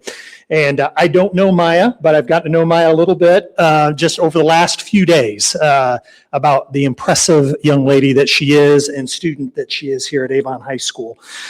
She is an honors student who, again, she's going to be a sophomore this year. So what she has achieved and what she's being honored for is as a freshman in high school, okay? But an honors student took a number of honors classes in her core area classes, This next year, I was looking at what she's taking. She is taking practically all honors classes. Again, includes an advanced placement course and a college course this year. She has a 4.286 GPA after her freshman year. She is well on her way. She talked to me about a career field in the medical field, maybe as a pediatric nurse or maybe even as a pediatrician. I spoke to some of her teachers from this past school year, and this is the things that they said about her. Consistently engaged and participates actively in class discussions, very inquisitive, regularly asking thoughtful questions and seeking deeper understanding. Demonstrates a really strong work ethic and takes initiative, especially if she's struggling to understand something. She shows real commitment to learning and academic growth. Also, just kind of describing her personality, upbeat, positive, polite in her interactions. Builds strong relationships with both her teachers and her classmates, and she's really well respected by her classmates and her teachers. And because of that, she just creates a positive atmosphere in the classroom and really makes a positive impact on others as a result of that. She is not only busy in the community volunteering, but she's busy at Avon High School in the pre-med club, United in Medicine. I know she does softball with Avon Youth Sports outside of Avon. She's in Global Outreach Club, Big Change to Mind. Also part of Traders Point Christian Church. You just learned we both go there, and was at camp just recently.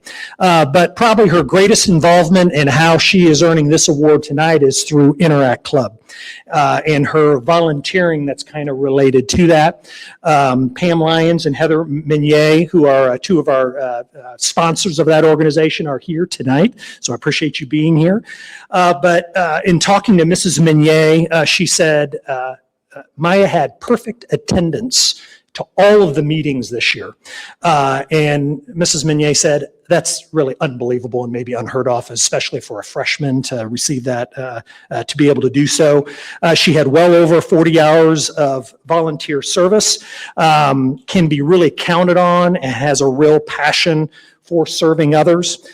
She earned the Top Service Hours Award as a freshman from the Rotary Club, which sponsors, is kind of like a co-sponsor of the Interact Club. But she volunteers, and I'm sure I'm not going to encapsulate everything that she volunteers for, but she volunteers at senior living communities, playing bingo with residents, serving Thanksgiving dinner, creating placemats for holidays, cooking, baking with them.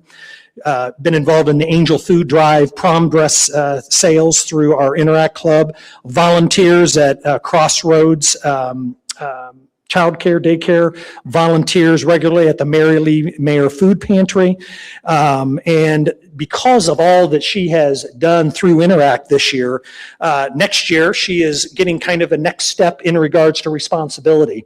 And she's been named one of the captains of our Interact Club this year. So there are directors that kind of are a greater leadership level, but for those underclassmen, this is like the next step that she can take. So obviously people are seeing some leadership ability in her and the passion and the love that she has for serving others, and will hopefully lead some projects this year.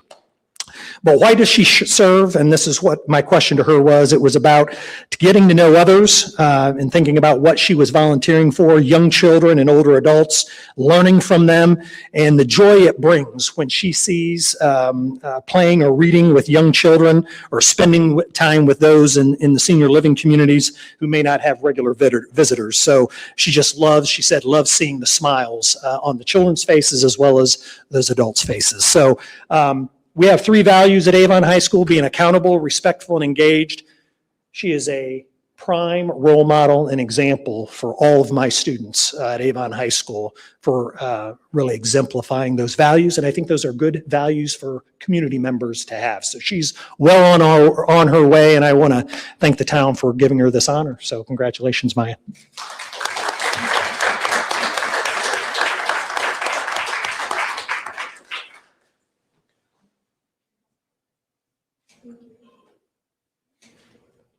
Yes. For those online, we're going to go ahead and take a short recess and try and get some pictures with family and friends with Maya. So thank you.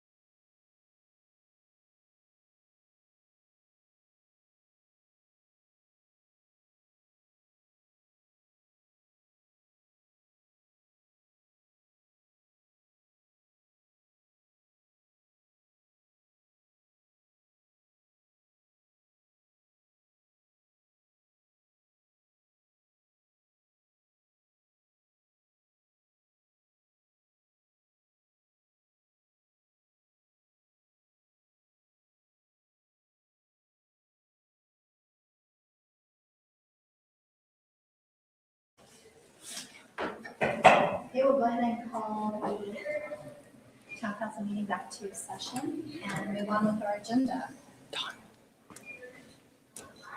Next is our consent agenda. Make a motion to approve the consent agenda, including the check register for July 9, the executive session memoranda for June 25th, and the minutes for June 25th as presented. Does it also include the waiver of our conflict of interest? Oh, is that as a part of that as well? Let me add the waiver of conflict of interest also. I'll second. Thank you. Julie, roll call, please. Jason Puckett, 4. Robert Pope, 4. Steve Eisenbarth, 4. and Don Loudon. 4. All right, next is public comment. The public may come forward and comment on items on the agenda that are not part of a public hearing for this evening or on a specific matter within the council's jurisdiction. If you wish to come forward, please make sure the green button is showing on the microphone. State your name, your address, and limit your comments to 3 minutes.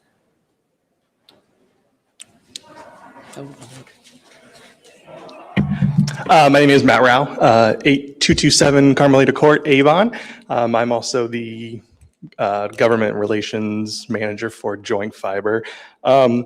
I want to thank Julie for her hard work and dedication. We got off to a challenging start on getting some of these permits approved, but honestly, I've seen a noticeable improvement in the timeliness and expediting the permits for us. So I do sincerely appreciate your effort, your hard work, your commitment, and I just wanted to thank you, for doing all that for us. So thanks. Did you see you have some ready for tomorrow? I did. Okay. Thanks. Anyone else? All right, we'll move on to department updates. Who wants to start us off?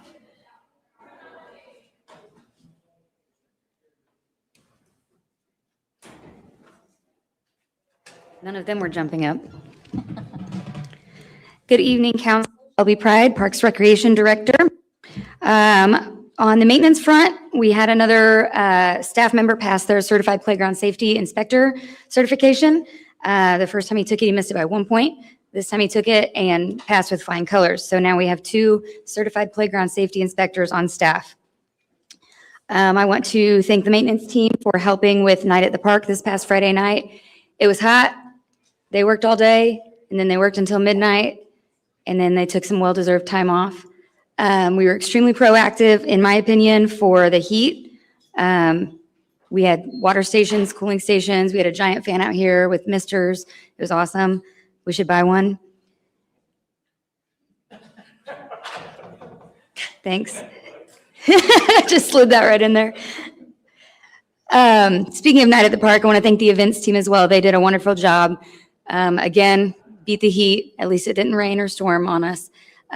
Most people held off until about 8:30, 9 o'clock before they came out, and then this place looked like it does every July 3rd, so it was great.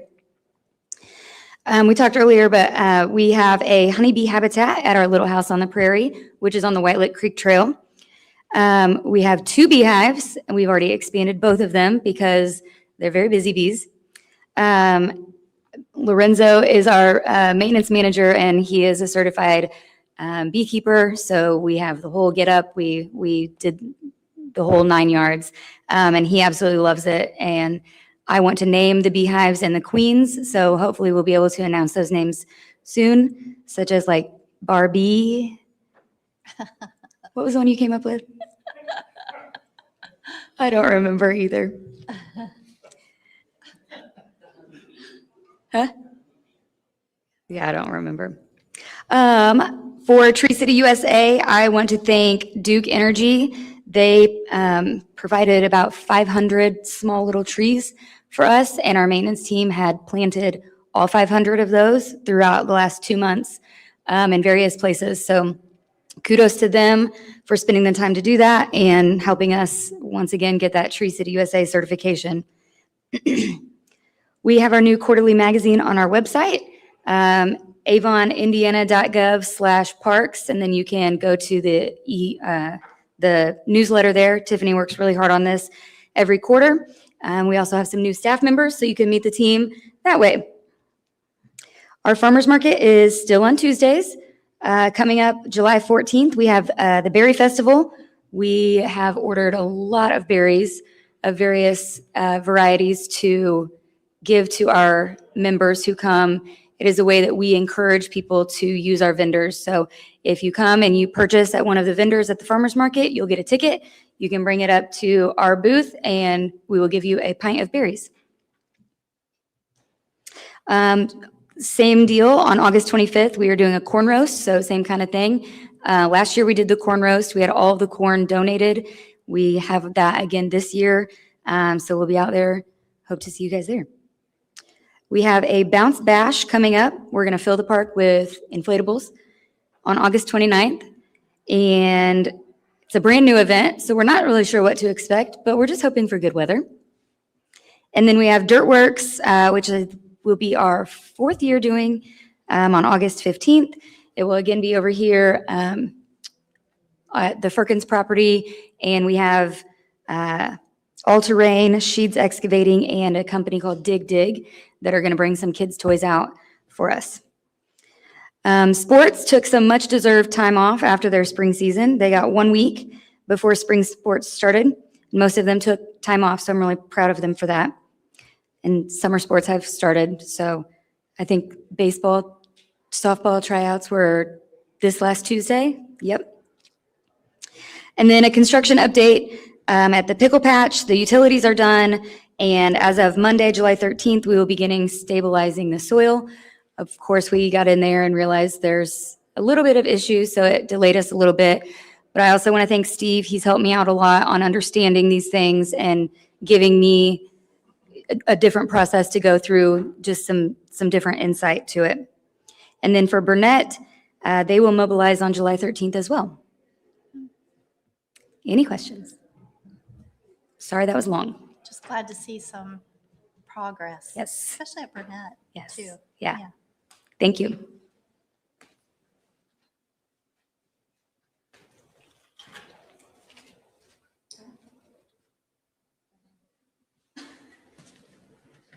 Steve Moore, Public Works Director. I guess the first one we'll talk about is 100 North Raceway Roundabout. Got some good news today. These new sanitary sewer passed a vacuum test. They'll be tying it in. And then the storm sewer guys who already said some major structures are going to be able to zip on past them. And so that's all working out. They're going to have the milling done pretty soon. So things are moving forward and making some good progress out there. On Dan Jones widening phase 3, utility relocation continues. You've probably seen the big transmission line poles.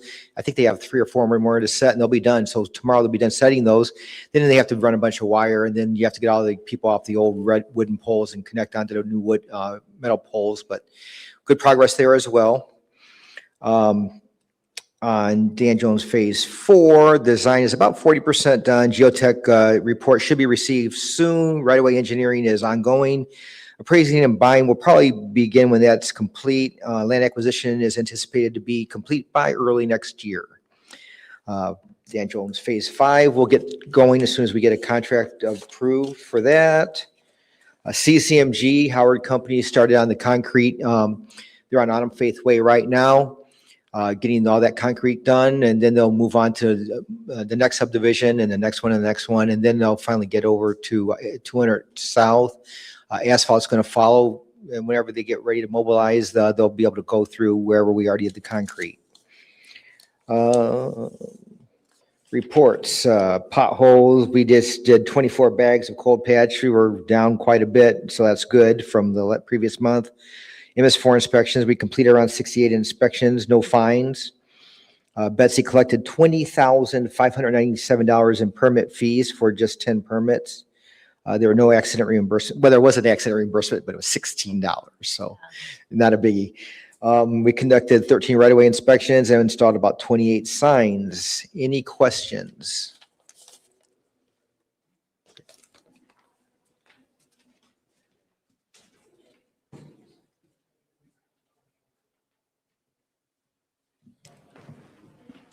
Good evening. Paul Lambie, Planning Department.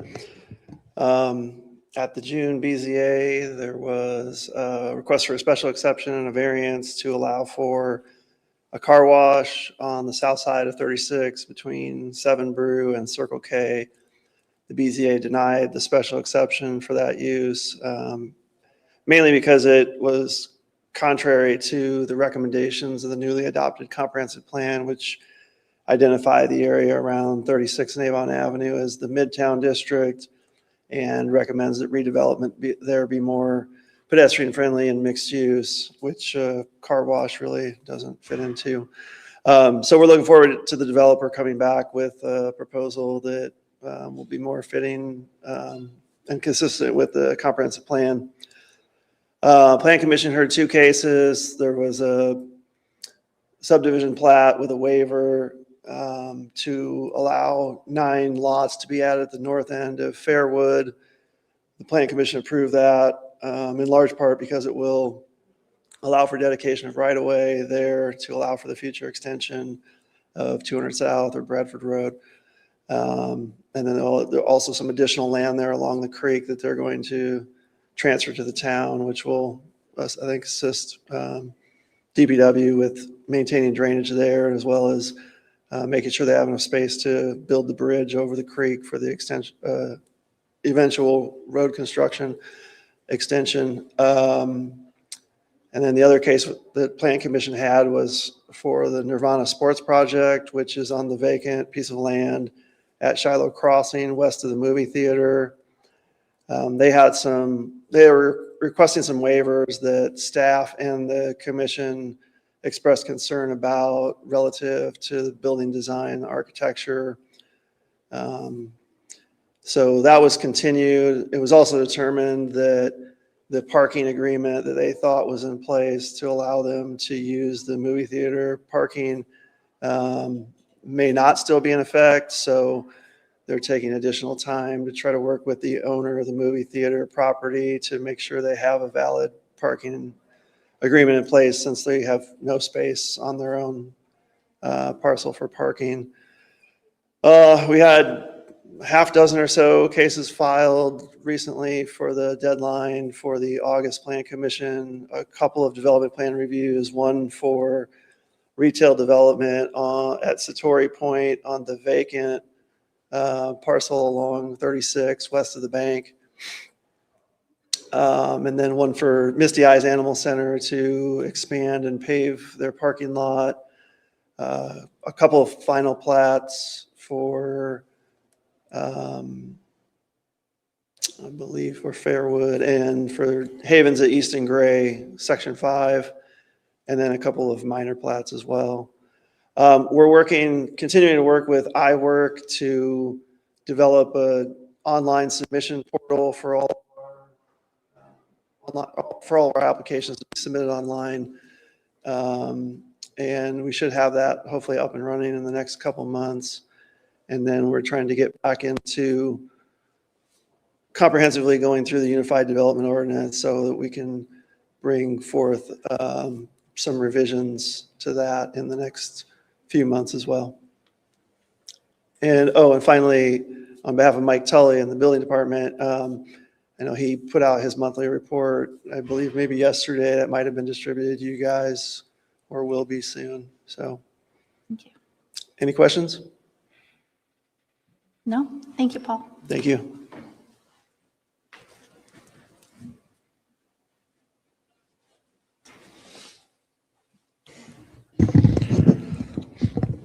Good evening, Dave Margerson, Deputy Chief of Enforcement, Police Department.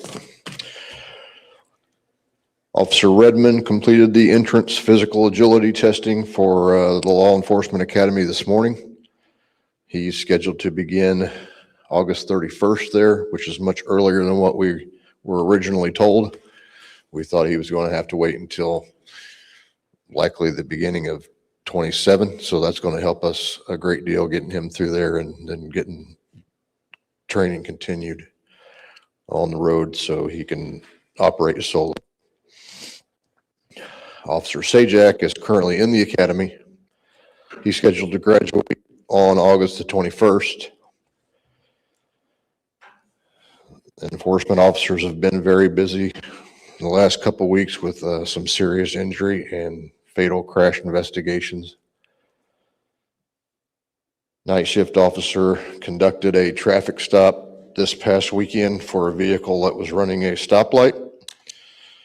He discovered marijuana packaged to sale in the vehicle. He made a great arrest on that stop, and we're to work with the prosecutor's office to seize close to $1,300 that he had with him. It's not a great deal of money, but it helps with training, and we provide some of that to the schools, and it gets divvied up percentage-wise. Investigations have been very busy, working through background investigations for the hiring list. We currently have 2 candidates that are looking very promising, and a few that will go in front of the merit board for removal due to background issues. Work's continuing to progress on the new training facility. This week, a lot of work has been being done on the new HVAC system.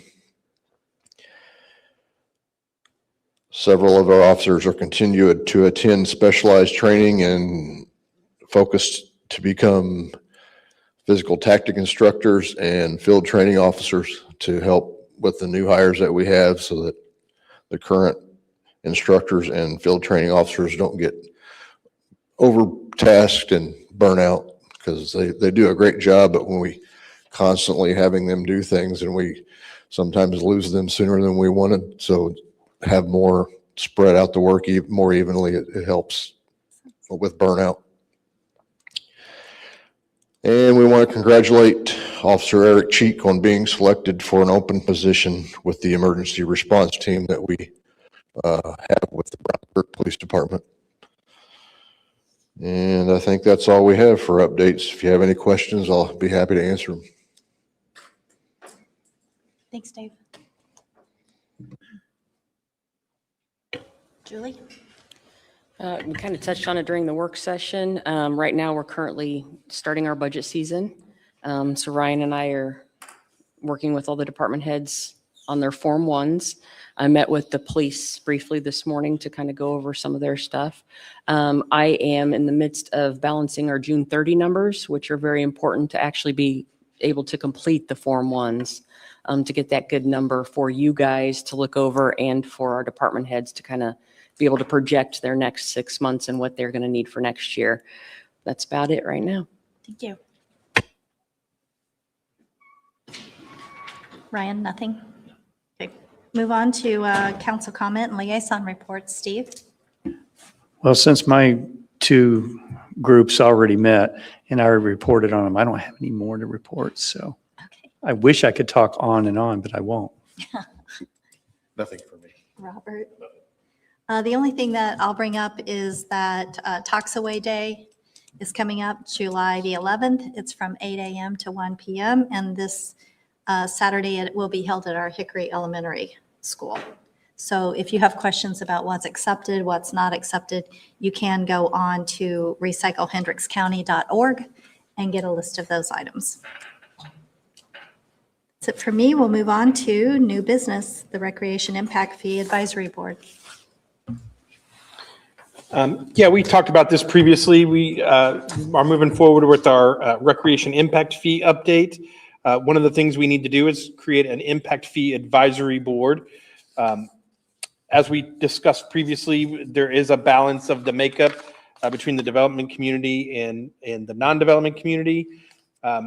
We did reach out to we need to have a multifamily housing representative. And you guys do have a letter in your packets from the Indiana Apartment Association recommending Doug Elmore as the multifamily housing representative. You also got a letter from the Indiana Builders Association who recommended a single family builder representative, and that's John Lazaro. I have reached out to the realtor representative to the Indiana Realtors Association. I have not gotten a response back. So I did talk to Dan about how we should deal with that. And he said if we don't get a response, that he would recommend just appointing someone. And so I had reached out to Ann Engelhart to see if she would be willing to do it. She said if appointed, she'd be willing to fulfill that role as a realtor representative. And then we have some of our own board and commission members normally that we also have participate.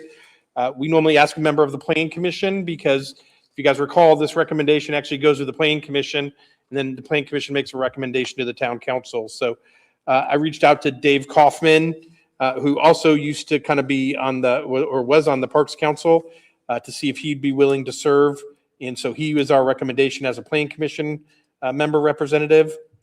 Shelby talked to the Parks Recreation Beautification Council, and Jonathan DeArmond said he would like to participate from our Parks Council.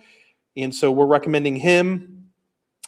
In the last time we did this, I represented the town as well as a resident and a staff member. You guys are welcome to appoint me again if you want. If you want to fill it with someone else, you're welcome to do that as well.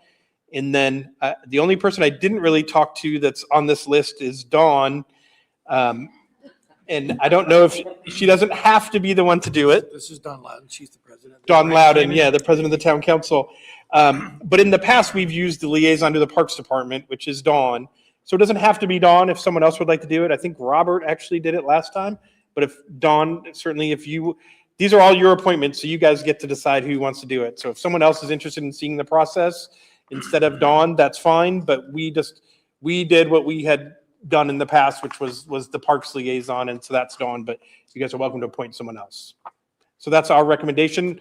They are all fully your guys' appointments to make, so it's up to you if you want to make any changes. When will this board meet? It'll probably meet 2 to 3 times, 60 to 90 minutes each meeting, and it will probably be, one would probably be late July or early August. It's about once a month in July, August, and then maybe a September if necessary. It just depends. So it's a 3 to 4 hour commitment. And we'll be done before the end of the year, so. And then, yeah, once every 4 years, if it stays the same. Again, we'll be back here if we, the next time. Is there anyone that specifically or wants to sit on it in place of me? If not, obviously I will serve.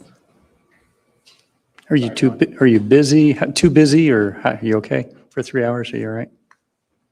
I think if it's once a month, I'm Okay. I'm good. Yeah. Good, all right. Thanks, Ryan. Okay. It's not like I haven't talked to you all week. Sorry. My attorney just advised me I shouldn't do that to the town council president, but I don't always follow his advice. Apologies.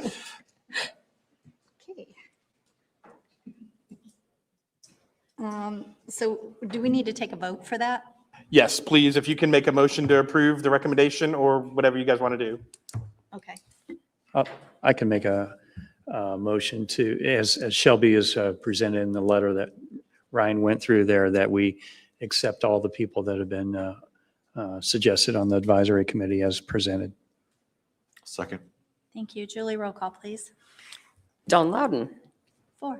Steve Eisenbarth, 4. Robert Pope, 4. Jason Puckett. 4. Next is Resolution 2026-19, the Memorandum of Agreement and Transfer of County Road 525 East. I see Steve left, so. Yeah, I'll handle it. And actually, Anna drafted these, and so Steve and I worked with Anna on what to do with these. Again, we talked about these with you guys at the work session last month. These are 2 relinquishments. If you recall, we actually talked about 3. When Anna looked at the one, she thinks all the steps were taken, and that the Avon Avenue relinquishment is actually already done. The county approved it, and you guys approved it. So Anna thinks we don't need to go through that process with that. So that one is off the list. But this first memorandum is the transfer of County Road 525 East. If you guys recall, we're doing a road project in that area as part of our commitments to East and Gray to improve that intersection. And so Steve had a conversation with the county about relinquishing that piece of road since we're doing the improvements anyway. And so this is the memorandum of agreement with the county. The county will approve a reciprocal resolution. I've already shared it with the county engineer. I think he said they'd approve it, he thought on the 23rd, I believe, of July, unless he has any issues with it. But that's what I think he told me. And so I'm happy to answer any questions. We do need this to be done by resolution and a memorandum of agreement, because then the next step is we submit it to NDOT, and then NDOT transfers the road responsibility and makes sure that then we get the tax dollars or the gas tax dollars for maintaining that segment of road. So I'm happy to answer any questions.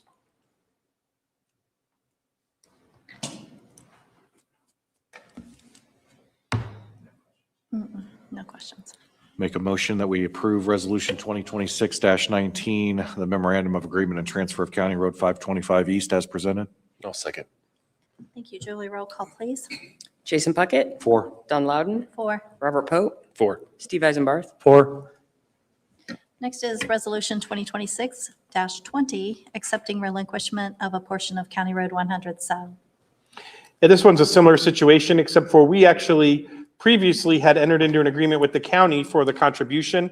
So this one's just the resolution for the relinquishment. The resolution, our agreement actually said we would do it. We just never followed through with this step. So this is the same thing. The town did the improvements on 100 South from right in front of Sunchase to Ronald Reagan Parkway. That portion was actually in the county's jurisdiction. If you guys recall, the county did make a contribution to that. So this is just actually finalizing that last step in the process to make sure that the road is actually relinquished. So again, I'm happy to answer your questions. If no discussion, we'll take a motion. I'll make a motion that we approve resolution, and I'm trying to find it here, 2026-20 as presented. I'll second. Thank you, Julie. Steve Eisenbarth, 4. Robert Pope, 4. Jason Puckett, 4. Don Loudon. 4. Next is legal counsel report. Nothing, thank you. Next is another session of public comment. If anyone else would like to come forward. No one hopping up. Council comment. Nothing. Council calendar. Next meeting is July 23rd, 2026 at 7 p.m. Thank you, Dawn. If anybody missed it, I'm going to say it again. Talks Away on the 11th from 8 to 1 p.m. at Hickory Elementary. Please, if you have, I know the town does a heavy trash, but we are unable to take things that go to Talks Away days. So if you have TVs, paint, those kind of things, fluorescent light bulbs, anything that you have to get rid of, please take them to Talks Away Day. It's a great opportunity, and it's the only one that's local here in Avon. So this is your opportunity to get all your stuff there. And we might say that normally our heavy trash is for Avon residents, and this is a county event. Yeah, exactly. Great point, Don. That's all I've got. Thank you. Thank you. Meeting adjourned.